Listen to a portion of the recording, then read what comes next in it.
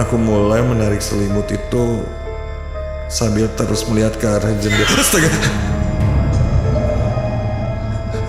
Sebuah bayangan putih sekali lagi lewat di luar jendelaku.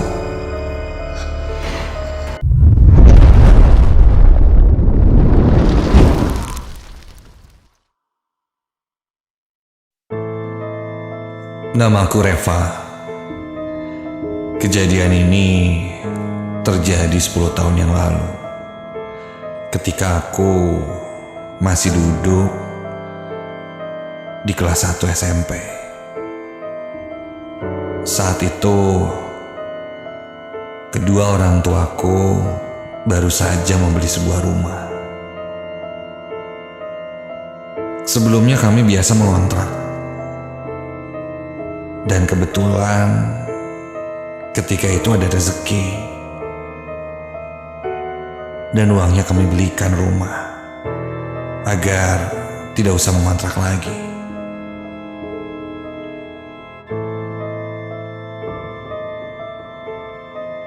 Singkat cerita, orang tuaku pun sibuk mencari kesana kemari, mencari rumah yang dijual dan cocok, bahkan sampai ke daerah Bandung atas seperti Cijambe, Ujung Berung. Namun tidak ada yang cocok. Ditambah lagi, Bapak ingin rumah yang barunya itu berdekatan dengan rumah nenek. Katanya agar bisa sekalian mengurus nenek. Jadi Bapak kekeh tidak mau membeli rumah yang cukup jauh dari rumah nenek. Setelah mencari-cari, akhirnya kami berhasil mendapat sebuah rumah yang jaraknya tidak terlalu jauh dari rumah nenek. Hanya sekitar 300 meter saja. Dan kalaupun mau ke rumah nenek, masih bisa ditempuh dengan berjalan kaki.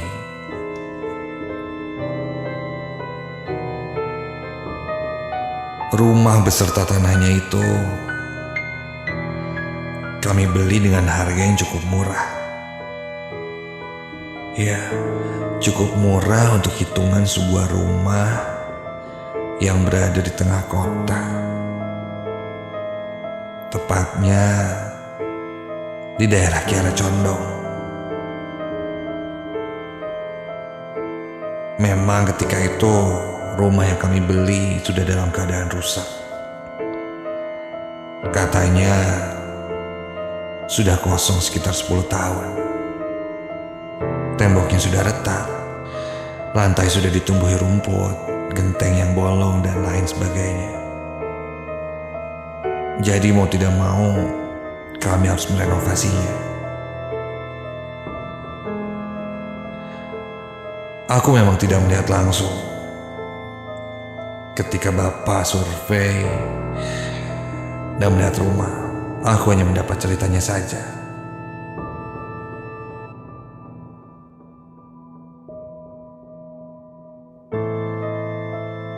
Sampai akhirnya aku pun pergi melihat rumah itu dengan mataku sendiri. Baru saja sampai, entah kenapa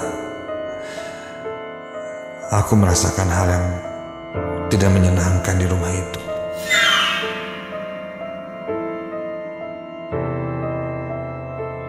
Dan kebetulan ketika itu aku baru diajak untuk melihat rumah setelah transaksi jual beli selesai, dan rumah itu sudah sah berpindah tangan pada keluarga kami.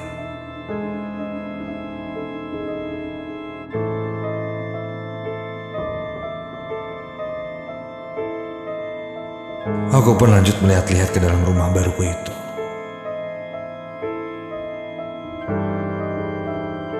Aku melihat ke dalamnya. Memang lumayan besar. Tapi entah kenapa, seperti yang ku bilang tadi, aku merasa tidak nyaman.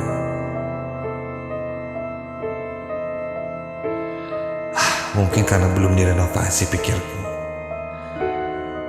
Jadi aku masih agak sedikit ketakutan dengan suasana rumah kosong itu.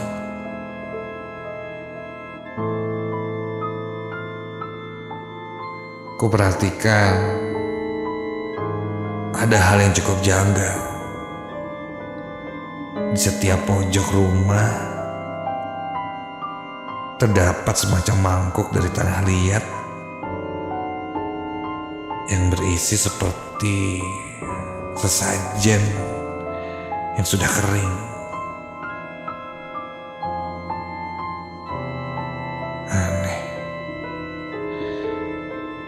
Dan satu lagi, ada ruangan khusus di bawah tangga yang menuju ke lantai 2 yang cukup membuatku penasaran. Ruangan itu disekat oleh papan triplek, cukup sempit, tapi ya cukup untuk satu orang masuk ke sana. Ketika ku intip, apa tuh? Di dalamnya ada satu nampan sesajen lengkap. Mulai dari berbagai macam bunga, semangkuk air, dupa, kemenyan, keris, cincin batu akik, buah kelapa hijau, dan segelas kopi hitam. Kontan membuat bulu kuduku berdiri.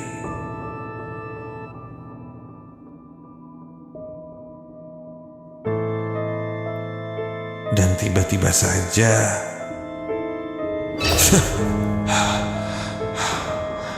bapakku mengagetkanku.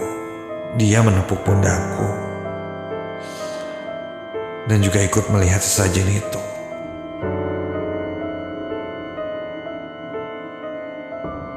Lantas bapak berkata,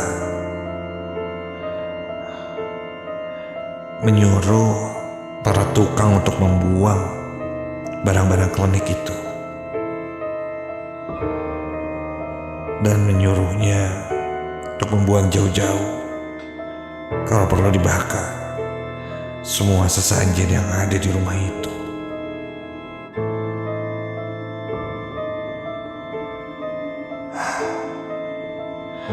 Sesajen itu memang berada di setiap tempat. Entah siapa yang menyimpannya. Apalagi rumah ini sudah tak berpenghuni lebih dari 10 tahun. Apakah masih ada orang yang suka diam-diam kemari, pikirku.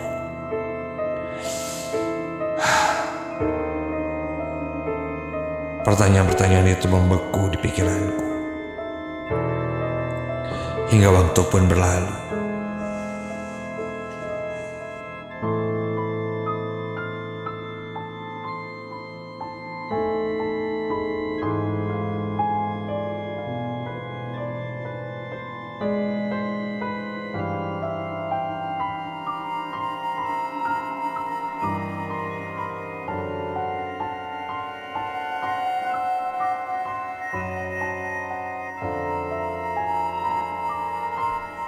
Singkat cerita, proses renovasi pun berjalan.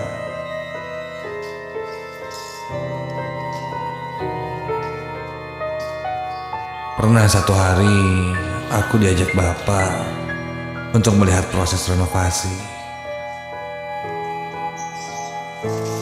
Ketika itu, salah satu tukang bangunan yang merenovasi rumah menemukan sebuah foto berisi wajah 2 orang perempuan, seperti ibu dan anak perempuan. Melihat foto itu, Tukang bangunan itu memuji karena perempuan di foto itu sangat cantik.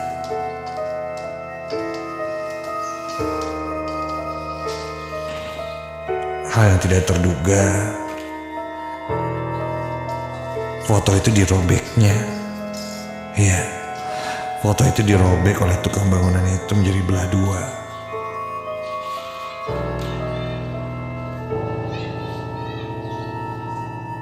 Setelah foto menjadi dua bagian,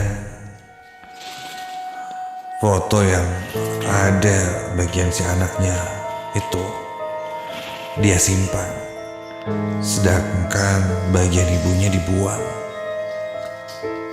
Temannya sudah memperingatkannya, jangan dibawa, takut terjadi apa-apa. Tapi tukang itu tetap membawanya. Sampai keesokan harinya, kita mendapat kabar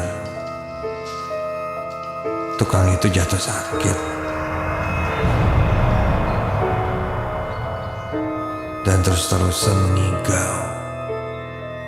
Melihat sosok perempuan yang menyeramkan datang setiap malam.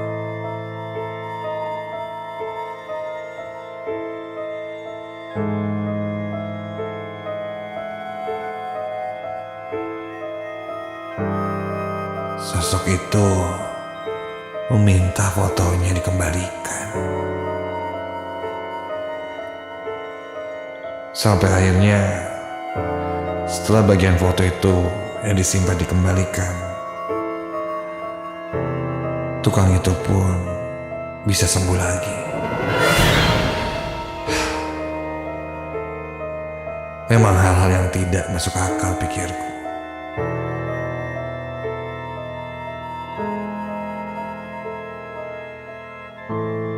Singkat cerita, rumah pun selesai direnovasi.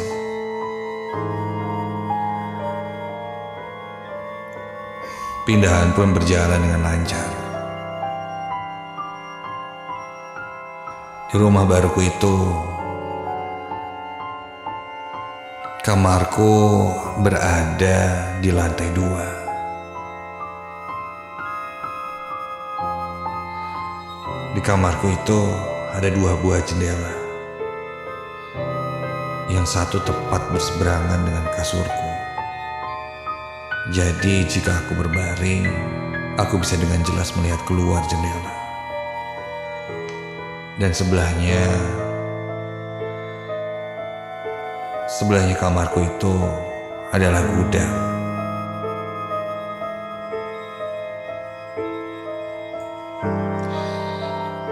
Hari pertama aku tidur di sana, untungnya aku tidak merasakan apa-apa yang selama ini kutakutkan. Ternyata rumah itu cukup menyenangkan. Hari demi hari aku lewati di rumah itu. Sampai beberapa hari kemudian, tepat di hari Kamis malam Jumat ketika itu, yang merupakan malam Jumat pertama aku di rumah itu. Entah kenapa, sejak maghrib saat itu, aku merasakan ada sesuatu yang terus memperhatikanku dari arah jendela dan dari arah gudang. Ya, ketika aku lihat memang tidak ada apa-apa. Cuma entah kenapa aku merasa ada sesuatu yang memperhatikanku. Tiap kali aku tidak melihat ke arah jendela itu. Seolah-olah dari ujung mataku aku melihat ada yang sedang berdiri menatapku, namun ketika aku tengok tidak ada apa-apa.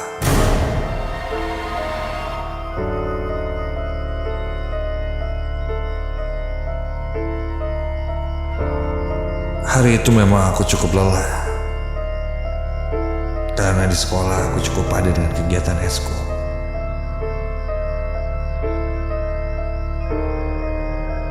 Dan seharusnya ketika sampai di rumah, aku bisa langsung beristirahat tertidur. Namun hari itu, entah kenapa, aku tidak bisa tidur. Beberapa kali aku menangkap sekilas, seperti ada yang berdiri di balik jendelaku itu. Padahal kamarku itu ada di lantai 2 dan tidak mungkin ada orang yang berdiri di sana. Namun beberapa kali ku beranikan diri untuk mengintipnya. Memang tidak ada apa-apa di sana, kosong.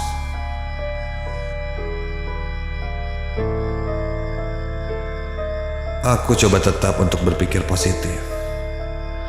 Mungkin aku kecapean dan berhalusinasi.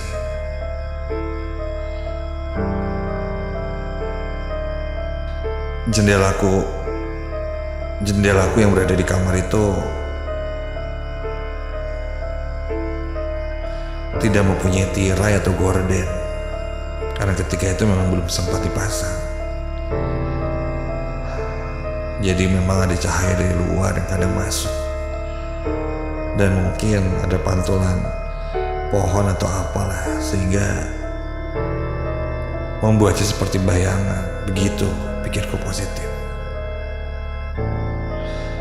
Sampai ketika aku berjalan ke arah tempat tidurku. Astaga. Sekelebat, dengan sangat cepat kulihat ada bayangan putih yang lewat di antara jendelaku itu.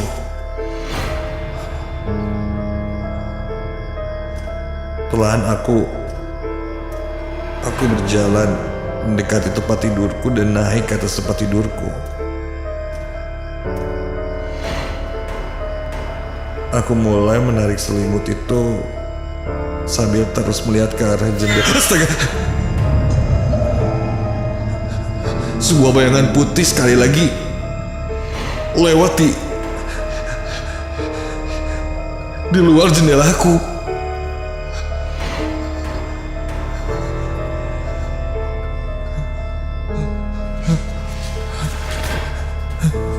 Dan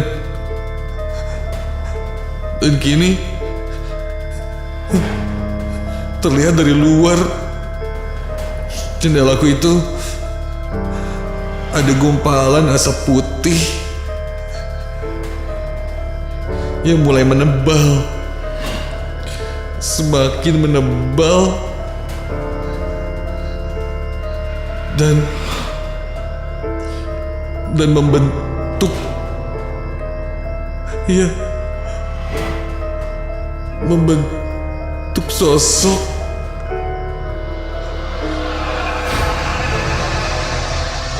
seperti manusia, tapi terbungkus kain putih lusuh,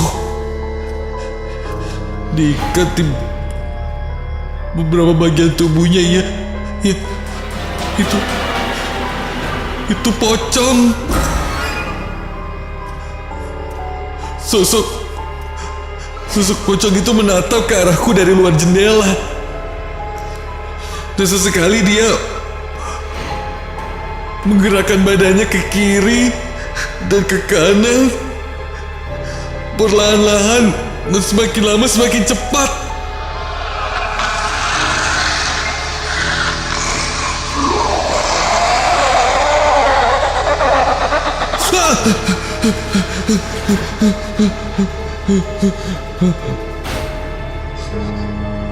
Ketika itu entah kenapa badanku tidak bisa kugerakkan.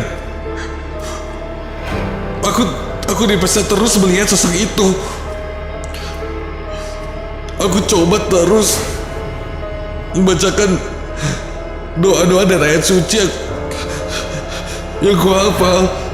Namun entahlah, saat itu Aku tidak bisa berkonsentrasi. Sampai akhirnya aku berhasil menarik selimutku untuk menutupi semua badanku. Masih terbayang wajah sosok pocong itu. Wajah pocong itu adalah seorang perempuan. Matanya membelalak tajam dan dan wajahnya pucat kemerahan. Masih tergambar jelas di pikiranku.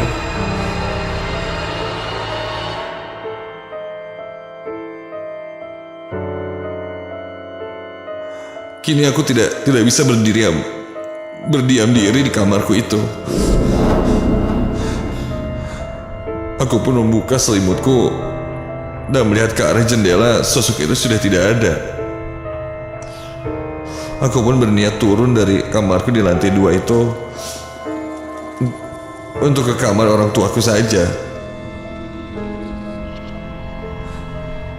Bergegas aku keluar dari kamarku itu dan ku buka pintu. Ketika aku buka pintu, tepat ada sosok pocong itu sudah berada tepat di depan pintu kamarku. Dia membukukan badannya mendekati badanku dan tercium bau busuk yang sangat menyengat.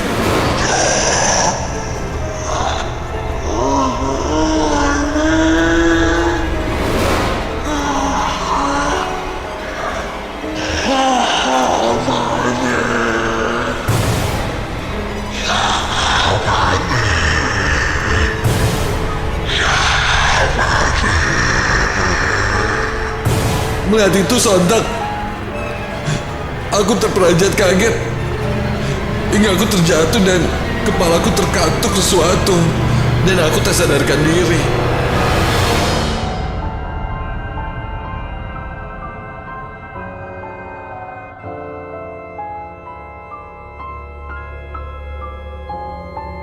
Esoknya ketika aku bangun, aku sudah berada di tempat tidur.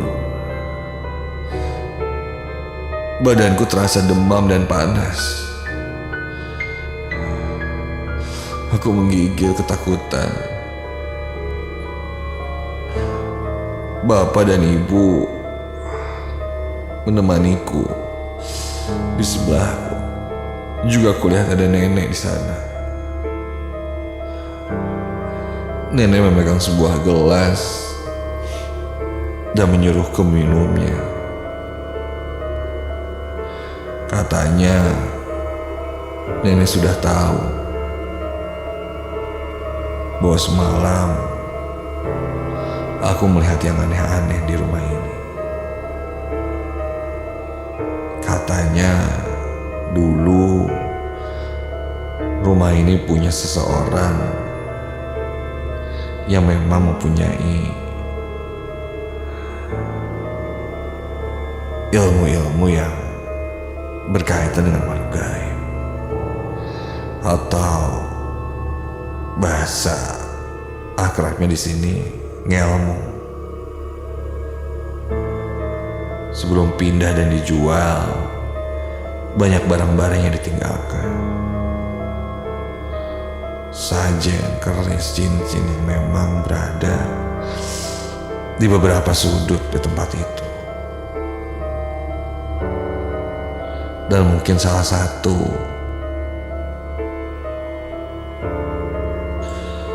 satunya